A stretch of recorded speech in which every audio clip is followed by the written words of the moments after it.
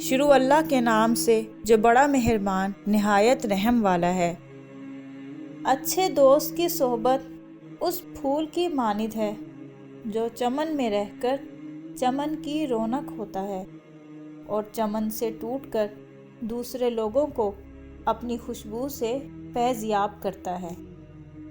انسان گناہ کرنے کی وجہ سے جہنم میں نہیں جاتا، بلکہ گناہ پر مطمئن رہنے اور توبہ نہ کرنے کی وجہ سے جہنم میں جاتا ہے۔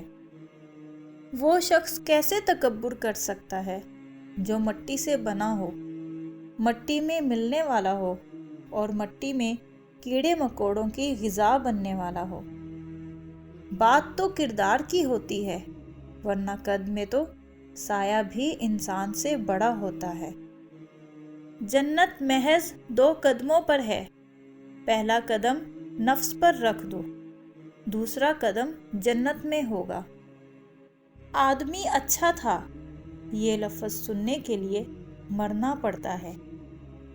اگر مالدار بننا چاہتے ہو تو ضرورت سے زیادہ طلب نہ کرو، یہی سب سے عمدہ دولت ہے۔ کامیاب لوگ اپنے ہونٹوں پر 2 چیزیں رکھتے ہیں، خاموشی اور مسکراہٹ۔ قیامت کے دن 3 آدمی عرش کے سائے میں ہوں گے: وقت پر نماز ادا کرنے والے، رمضان کے روزے رکھنے والے، ماں باپ کی خدمت کرنے والے۔ تمہارے نفس کی تربیت کے لیے اتنا ہی کافی ہے کہ تم ان چیزوں سے دوری اختیار کرو جو تمہیں دوسروں میں بری لگتی ہیں۔ غم کی بڑی کارروائی یہ ہے کہ غم ہمیں بہت ہی نرم کر دیتا ہے۔ اگر غم نہ ہو تو انسان پتھر ہی رہتا ہے۔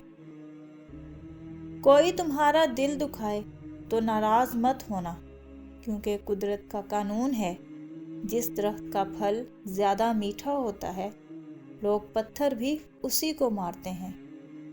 غصہ بھڑکتی ہوئی آگ ہے، جو پی گیا اس نے آگ بجھائی، اور جو ضبط نہ کر سکا وہ خود اس میں جل گیا۔